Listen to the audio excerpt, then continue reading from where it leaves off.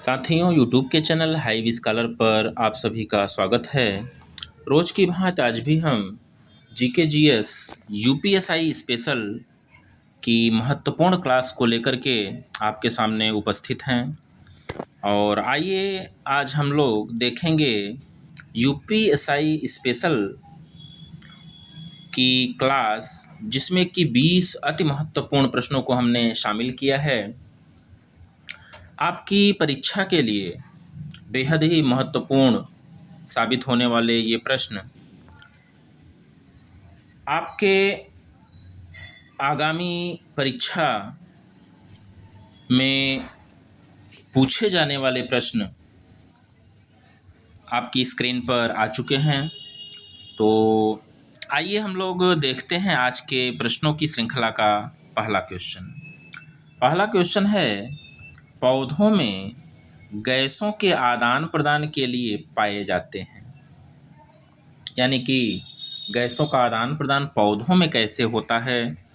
ए विकल्प दिया हुआ है रंध्र, बी दिया हुआ है जड़, सी दिया हुआ है टहनी, डी दिया हुआ है तना।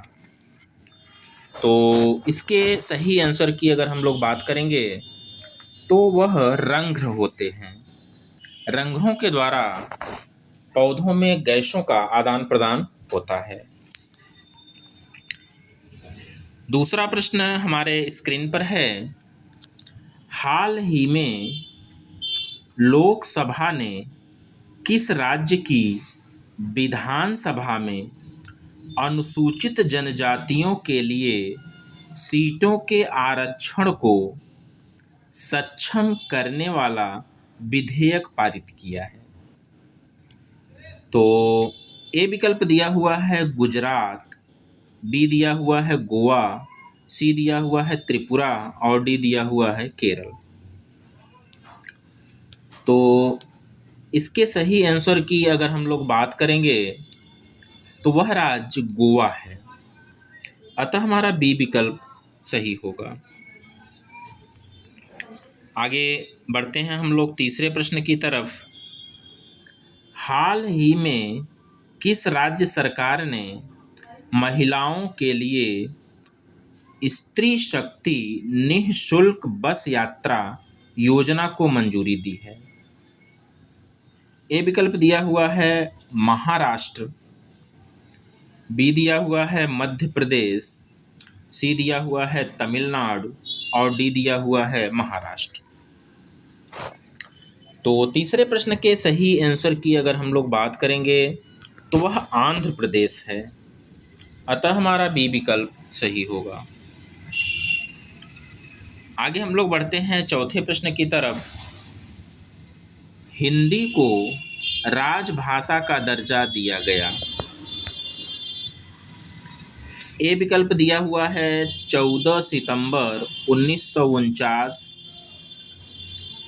बी दिया हुआ है 26 जनवरी 1950, सी दिया हुआ है 15 अगस्त 1947 और डी दिया हुआ है 14 सितंबर 1950। तो चौथे प्रश्न के सही आंसर की अगर हम लोग बात करेंगे तो हिंदी को राजभाषा का दर्जा, राजभाषा पूछा जा रहा है तो 14 सितंबर 1949 है। वह 14 सितंबर 1949 है। आगे हम लोग बढ़ते हैं पांचवें प्रश्न की तरफ। 1955 में गठित प्रथम राजभाषा आयोग के अध्यक्ष कौन थे। ए विकल्प दिया हुआ है जीबी पंत, बी दिया हुआ है सुनीति चटर्जी, सी दिया हुआ है जीबी खेर और डी दिया हुआ है इनमें से कोई नहीं। 1955 में गठित प्रथम राजभाषा आयोग के अध्यक्ष की बात पूछी जा रही है। तो इसके सही आंसर की अगर हम लोग बात करेंगे तो जीबी खेर जी थे। अतः हमारा सी विकल्प सही होगा। आगे बढ़ते हैं आज के सेशन के छठवें प्रश्न की तरफ। और छठवां प्रश्न हमारे स्क्रीन पर आ चुका है। इम्पॉर्टेंट प्रश्न है। प्रसिद्ध बांसुरी वादक हरिप्रसाद चौरसिया का जन्म स्थल है। अब यहाँ से एक प्रश्न आपको और मिल जाएगा कि हरिप्रसाद चौरसिया संबंधित हैं, किससे संबंधित हैं? तो ये बांसुरी वादक हैं, ठीक है ना। हरिप्रसाद चौरसिया जो है बांसुरी वादक हैं। तो इनके जन्मस्थल की बात पूछी जा रही है। ए विकल्प दिया हुआ है कोलकाता, बी दिया हुआ है लखनऊ, सी दिया हुआ है इलाहाबाद और डी दिया हुआ है लोक खंडवाला। तो प्रसिद्ध बांसुरी वादक हरिप्रसाद चौरसिया के जन्मस्थल की अगर हम लोग बात करेंगे तो इलाहाबाद है। इनका जन्मस्थल जो है इलाहाबाद है। साथियों देखिएगा, यूपी में होने वाली परीक्षाएं हैं ये परीक्षाएं जो हैं यूपी में होने वाली हैं। तो यूपी से रिलेटेड चीज़ें ज़्यादा यहाँ पर आपको देखने को मिलेंगी। इस चीज़ को आप ध्यान में रखिएगा। आगे हम लोग बढ़ते हैं 7वें प्रश्न की तरफ। किस सन में यूनेस्को ने मानवता की अमूर्त सांस्कृतिक विरासत की प्रतिनिधि सूची में कुंभ मेला को शामिल किया गया? ए विकल्प दिया हुआ है 2015, बी दिया हुआ है 2019, सी दिया हुआ है 1995 और डी दिया हुआ है 2017। तो इसके सही आंसर की अगर हम लोग बात करेंगे, करंट का क्वेश्चन है 2017 में इसको प्रतिनिधि सूची में शामिल किया गया था। अतः हमारा डी विकल्प सही होगा। आगे हम लोग बढ़ते हैं। काशी विश्वनाथ मंदिर उत्तर प्रदेश के किस जिले में स्थित है? ए विकल्प दिया हुआ है वाराणसी, बी दिया हुआ है मथुरा, सी दिया हुआ है अयोध्या और डी दिया हुआ है आगरा। काशी विश्वनाथ मंदिर पूछा जा रहा है उत्तर प्रदेश के किस जिले में स्थित है? तो काशी विश्वनाथ मंदिर की बात करेंगे तो यह वाराणसी जिले में स्थित है। यह जो है वाराणसी जिले में स्थित है। अतः हमारा ए विकल्प सही होगा। वाराणसी जिले में ही एक और भी फेमस मंदिर है जो कि परीक्षा के लिए इम्पॉर्टेंट है। भारत माता भारत माता मंदिर भी वाराणसी में ही स्थित है। तो आगे हम लोग बढ़ते हैं 9वें प्रश्न की तरफ। आर्य समाज की स्थापना कब हुई? ए विकल्प दिया हुआ है 1875, बी दिया हुआ है 1865, सी दिया हुआ है 1975 और डी दिया हुआ 1955। तो आर्य समाज की स्थापना की हम बात करेंगे तो 1875 ईस्वी है। वह सन 1875 ईस्वी है। आगे देखते हैं 10वां प्रश्न। अंतर्राष्ट्रीय बालिका दिवस मनाया जाता है। ए दिया हुआ है 15 अक्टूबर, बी दिया हुआ है 11 अक्टूबर, सी दिया हुआ है 10 नवंबर और डी दिया हुआ है 15 दिसंबर। अंतर्राष्ट्रीय बालिका दिवस कब मनाया जाता है? इम्पॉर्टेंट प्रश्न है और आपके लिए नया प्रश्न भी है यह। तो इसके सही आंसर की अगर हम लोग बात करेंगे तो वह 11 अक्टूबर है। 11 अक्टूबर को अंतर्राष्ट्रीय बालिका दिवस मनाया जाता है। अतः हमारा बी विकल्प सही होगा।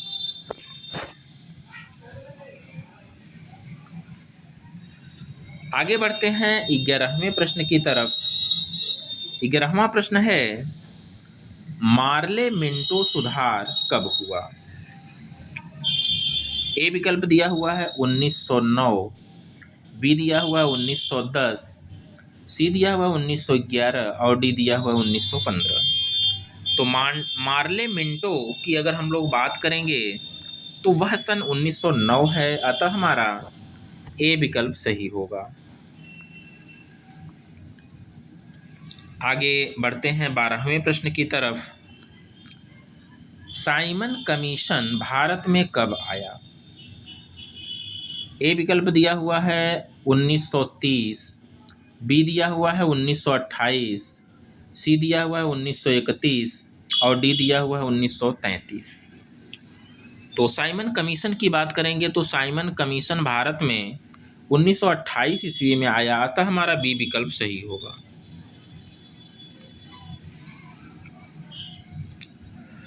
आगे बढ़ते हैं। मिडनाइट सन के नाम से कौन सा क्षेत्र प्रसिद्ध है?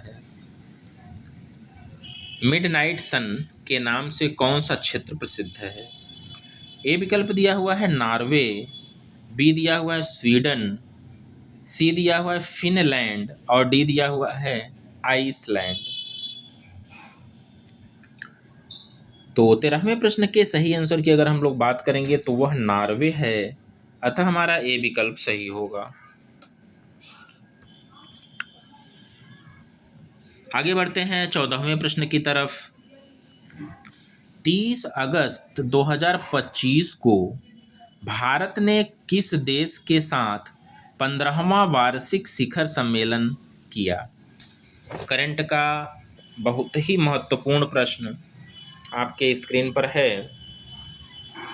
ए विकल्प दिया हुआ है ब्रिटेन, बी दिया हुआ है ऑस्ट्रेलिया, सी दिया हुआ है अमेरिका और डी दिया हुआ है जापान। तो 30 अगस्त 2025 को भारत ने किस देश के साथ 15वां वार्षिक शिखर सम्मेलन किया? तो इसके सही आंसर की अगर हम लोग बात करेंगे तो वह जापान है, अतः हमारा डी विकल्प सही होगा।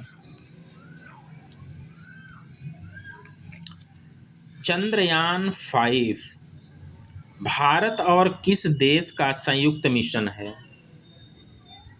चंद्रयान 5 भारत और किस देश का संयुक्त मिशन है? ए दिया हुआ है जापान, बी दिया हुआ है फ्रांस, सी दिया हुआ है रूस और डी दिया हुआ है इनमें से कोई नहीं। तो चंद्रयान 5 जो है, चंद्रयान 5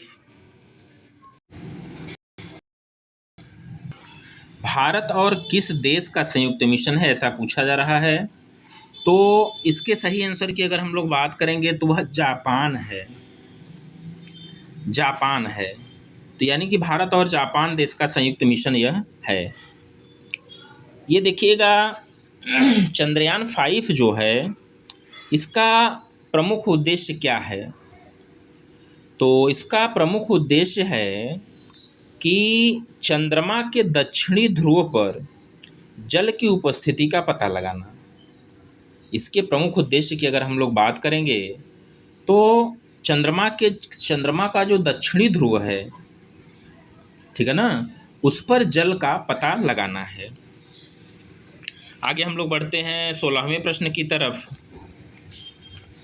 16वां प्रश्न है, प्रधानमंत्री नरेंद्र मोदी ने हाल ही में किस सहकारी संघ का शुभारंभ किया? ए विकल्प दिया हुआ है प्रधानमंत्री सलाहकार मिशन, बी दिया हुआ है राज्य जीविका निधि साख सहकारी संघ, सी दिया हुआ है राष्ट्रीय सलाहकार समिति, डी दिया हुआ है भारत सलाहकार परिषद। तो इसके सही आंसर की अगर हम लोग बात करेंगे तो राज्य जीविका निधि साख सहकारी संघ है, अतः हमारा बी विकल्प सही होगा। आगे हम लोग बढ़ते हैं 17वें प्रश्न की तरफ। नोबेल पुरस्कार की शुरुआत कब हुई? बहुत ही महत्वपूर्ण प्रश्न है और लगभग सभी वनडे एग्जाम्स में आपको देखने को मिलता है। ए विकल्प दिया हुआ है 1931, बी दिया हुआ है 1930, सी दिया हुआ है 1929 और डी दिया हुआ है 1901। तो नोबेल पुरस्कार की शुरुआत 1901 से हुई है, 1901 से हुई है, अतः हमारा डी विकल्प सही होगा। आगे हम लोग बढ़ते हैं 18वें प्रश्न की तरफ। उत्तर प्रदेश का कौन सा लोकगीत नहीं है? कौन सा लोकगीत है जो उत्तर प्रदेश में नहीं गाया जाता? ए दिया हुआ है कजरी, बी दिया हुआ है सोहर, सी दिया हुआ है चैती और डी दिया हुआ है 13 ताल। तो इसके सही उत्तर की अगर हम लोग बात करेंगे तो देखिए, कजरी गाया जाता है, सोहर गाया जाता है, चैती गाया जाता है। जो 13 ताल है ये उत्तर प्रदेश का लोकगीत नहीं है, अतः हमारा डी विकल्प सही होगा। आगे हम लोग बढ़ते हैं आज के सेशन के 19वें और सेकंड लास्ट प्रश्न की तरफ। उत्तर प्रदेश के किस जिले में यूरेनियम पाया जाता है? बहुत ही इम्पॉर्टेंट प्रश्न है यह। ए विकल्प दिया हुआ है ललितपुर, बी दिया हुआ है हमीरपुर, सी दिया हुआ है मेरठ और डी दिया हुआ है इनमें से कोई नहीं। तो उत्तर प्रदेश के किस जिले में यूरेनियम पाया जाता है, इसके सही उत्तर की अगर हम लोग बात करेंगे तो वह ललितपुर है। वह ललितपुर है, अतः ए विकल्प सही होगा। आगे हम लोग बढ़ते हैं 20वें प्रश्न की तरफ। कौन सा संगठन भारत में इंटरपोल के राष्ट्रीय केंद्रीय ब्यूरो के रूप में कार्य करता है? यह प्रश्न जो है हम कह सकते हैं वेरी इम्पॉर्टेंट प्रश्न है आपकी स्क्रीन पर।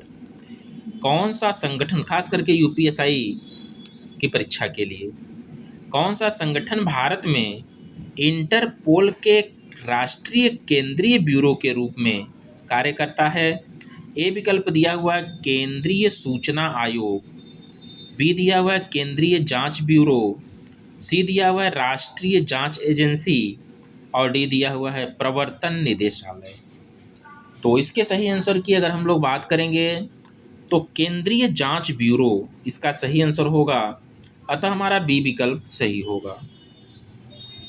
तो साथियों, कैसे रहे प्रश्न हमें अपने कमेंट के माध्यम से बताइएगा। चैनल पर अगर आप नए हैं या अभी तक आपने चैनल को हमारे सब्सक्राइब नहीं किया है तो निश्चित रूप से इसको सब्सक्राइब करिएगा, साथ में बेल आइकन को भी प्रेस करिएगा ताकि नियमित रूप से हमारी वीडियोज आप तक पहुंचती रहे और आप अपनी यूपीएसआई, पुलिस इत्यादि की जो तैयारी कर रहे हैं उस तैयारी को मेंटेन और बरकरार रखें। इन प्रश्नों के माध्यम से आप प्रश्नों का संकलन करिए, प्रश्नों को नोट करिए, आप देखिएगा निश्चित रूप से आपको यहाँ से काफ़ी प्रश्न आपको देखने को मिलेंगे परीक्षा में। तो इसी के साथ आज के लिए इतना ही। कल फिर हम लोग इसी समय 20 महत्वपूर्ण प्रश्नों के साथ मिलेंगे। तब तक के लिए बने रहिएगा हमारे चैनल हाइव स्कॉलर पर। धन्यवाद।